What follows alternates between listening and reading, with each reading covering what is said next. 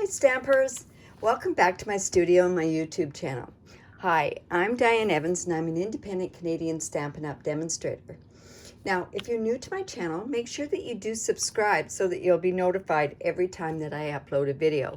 Now, where you subscribe is down below, and also if you hit the bell, you get instantly notified every time I upload a new video. So today I'm going to share a card that I made for a sketch challenge. So the sketch challenge was like this. And every Saturday I go and on my Facebook group, I have a sketch challenge at 10 o'clock Pacific time every Saturday morning. And if I don't do it Saturday morning because I'm doing other different events and that sort of stuff, I do post a video later on for that. Now, the one thing about sketches is that you can get millions and millions of different ideas just from using one particular sketch.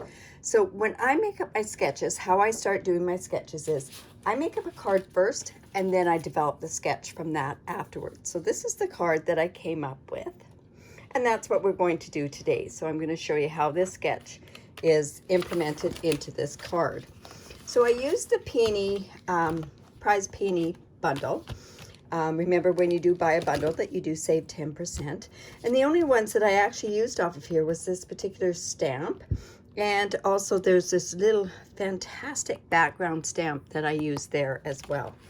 And then I had already gone and cut out this image. So I'll show you what I need to make this card. And we'll put this card off to the side here.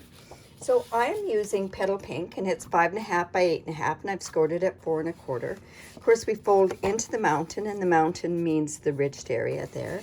So we fold in there, fold that way, and then I'm just going to come in with my bone folder, make sure that that's good and scored down. And then I have different pieces. Also on my card sketches, I go and I tell you exactly what the different measurements are. So on this particular one, it's not, I don't have another layer that goes on top here. So when I go first layer, it's going to be the bottommost layer. And this layer happens to be the silver foil. And it is at 4.5 by 3 inches. And then I've got some designer series paper, and this is from the Prize Peony paper.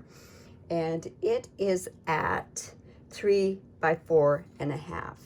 So I'm going to attach that onto there. Now I'm using this Stampin' Seal. Remember, when you use this Stampin' Seal, a lot of people have issues with it, and it's because they just have to start it. But if it started correctly and you finished it correctly, which is just rolling back like that, you're not going to have those issues that you have to keep advancing it. And another thing that you want to make sure on your Stampin' Seal, I'm just going to layer that on there, is that you don't have any of the adhesive stuck to this part here. So when I go to change my, into another, my refill, I usually clean up my Stampin' Seal thing. Now I'm just going to layer this straight onto this card here. Again, roll. And also the other thing with this Stampin' Seal, you have to have a lighter touch than what you ever had to have with the, and I can't even remember the name of it. What is it called? Like I say, I can't even remember the old name. Or snail, that's what it was called. That really bothers me when I don't know the thing. Now, I also have this layer here, and this is the Designer Series paper, the Prize Peony Designer Series paper, and it is 1 3/4 by 4 inches, and it's just going to go across there. And these are all just actually getting layered right on directly onto the paper. It's when I get to the next layers that I'm going to start having different layers on there. So you can see there I've got this first part of the sketch. So just imagine if you take the sketch and you change it up. You can change different colors. You can have this where it's a Designer Series paper in the back and a different color there. It's just amazing what you can do. Now I have gone ahead and I have stamped this and cut it out with the dies. But I'm just going to quickly show you how easily this one is to color. Now this one, I'm just using Petal Pink. and I'm layering it down and I'm saturating it is what I'm doing. And then I go into the darker areas with my darker petal pink. And Stampin' Up! With this particular stamp set, you don't have to worry too much about the shading. It's just nice to put that extra shading where it shows right on the stamp set. If you're doing it freehand and there's no shadowing on the stamp itself or you're coloring, you just have to remember, and it's kind of the theory of where your light is coming from. But on these stamps and most of Stampin' Up! Stamps, they already have the shadowing. And then I go back in and I go in circles. Now some people go from dark to light. I go from light to dark because I'd like to have the saturation of the I like to have the saturation of the color because that's what makes everything blend better. And then we're just going to go in, and I'm using, this is mint macaron. I'm using the light, not too much shading with this particular one. That's the dark, and then I'm going back in with this. And like I say, I go in circles to blend it. But that one's such an easy one to blend that you don't have to worry too much about it. Remember, when you do use your Stampin' Blends, to make sure that you hear that click so that you can tell that that's on there.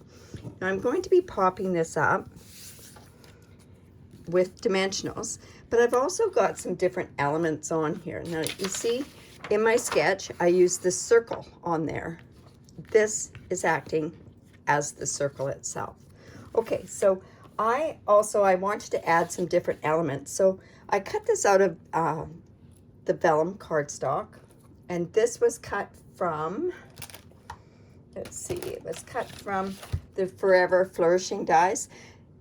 If you don't even have the stamp set, which the stamp set is gorgeous, this itself, the dies, just to cut all this stuff out is amazing. So, and then I didn't cut this from there. I cut this actually from the poinsettia dies, the poinsettia dies. So I'm going to go ahead and I'm going to actually just use some of this seal on the back. And I'm going to just put some of that onto the back. You know, and I can go and I can trim this off, which I'm going to go do right now. Bring in my snips. Cut that piece off. I could have torn it off too. And then, like I say, this is out of the petal pink as well. And I just want, I'm going to stick that in there as well. And that just gives a bit more, a different type of a focal point. So then I'm going to go ahead and I'm going to use my Stampin' Dimensionals. I'm going to use 2 on here. Not only is it using to pop it up, but it's also going to secure those fronds down as well. Now that's going to go onto this piece. Now I know I've used a lot of different types of elements, but this particular piece is from the Hippo dies. Whoops, those are the wrong ones. So it's the Hippo and Friends dies. I know this goes along with the stamp set, and I wasn't really into all the different animals in the stamp set, but I love these dies. I love any kind of a die set that has dies on there. All right, so this is going to go on here, and it's going to go up about there. So I want to know roughly where that's going to go because I'm going to stamp on here. Now I do need a congratulations card, and I don't know if this is actually going to fit on there. Now with the Prize Peony Designer Series paper, on the back of all your paper packs, it always tells you the different colors that are in there. And one of this color here, it's gray granite. So I'm just going to go down. I'm hoping I'm going to actually bring this right to the very, very end. Sorry, I couldn't remember if I'd had that up right. I'm going to bring that right down to the very end there. And that should work with that. Yeah, it'll work. Okay, now also that little bit that is in the stamp set, that one I showed you, brought to attention, I'm just going to actually stamp some of that onto this label as well. I'm going to stamp it off, and I might even stamp, no, I'm just going to stamp it off once, and I'm going to just put it onto there, and it's just going to give a very, very faint background kind of texture thing to it. Now also, when you are stamping with the same stamp, so always make sure that you turn the stamp so you don't have it going always the right way. You know what? Just in case a little tiny bit shows, I'm going to put some down there as well. Now, I'm also going to pop this up as well. I'll bring those dimensionals in. I love dimensionals. I love the fact that it puts dimension onto your card. Always when you have something, and this one shouldn't bend in the middle, but you know what? I'm going to actually take a little bit off of here, off of the end, and I'm going to stick that in there as well. I know it may look like a bit of overkill with it, but you can't go wrong with too many dimensionals. So just take my Take Your Pick tool. This just makes it easier for me to take this stuff off.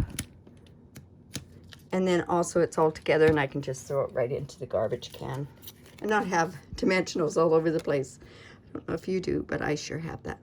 So I'm just going to put that there.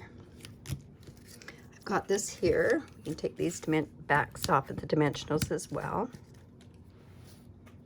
I'm going to put this about here. Do we want it there? Do we want it there? I don't want it right in the middle. We can do it there. And now I want to, on this thing here, I show that I have some ribbon. So what I've done is I've taken this ribbon, and this is the silver metallic edged ribbon. This ribbon is fantastic because you can take your stamping blends, and I always do it with the brush end, and we can color this. And it can match any of your different colors of the paper that you've got by using the blends. A lot of times the blends do tend to lighten up in color, which this one will. And I also used the gray granite ribbon that goes along with this suite.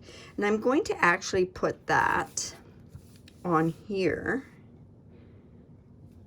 And I know it's not showing too much of that, the coloring that I did, but it does sort of you do kind of see it. So I'm just going to put that onto this thing here, and how I'm doing that is with my tear and tape. I'm just going to bring in my silicone mat because I don't want it sticking to my paper. This tear and tape is a little bit too large for this piece, but I'm going to show you how you can do it. So all you're going to do is when you take this tear and tape off, I'm just going to burnish it down on there.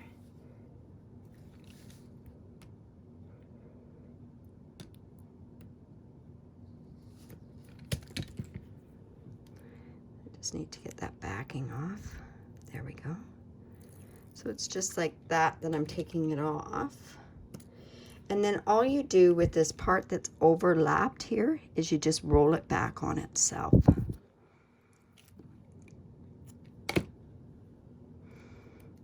Easier said than done, or we could have trimmed it, but it is fairly easy to roll this back. Yeah, we could have trimmed it off, but I wanted to show you that you can do that as well. All right, so now we can go put this on here.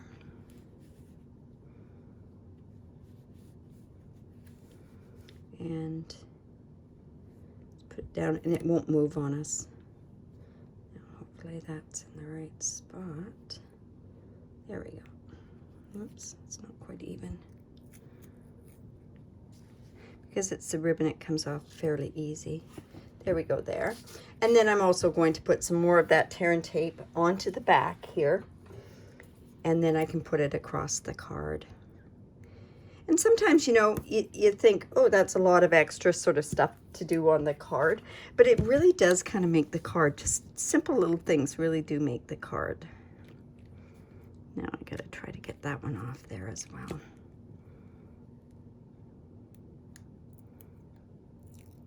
There we go. All right, so then I'm just going to put this across here. Like so. And from, you know, like I say, a card sketch, this is what we're getting. Now I've also gone in with these elegant faceted gems. I'll just move this one out of the way.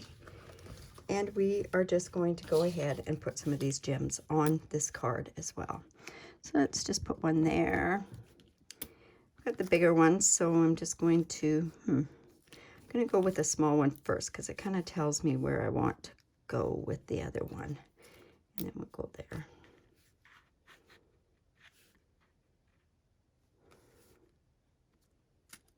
No, we can go about there. All right, so there's my card for the card sketch.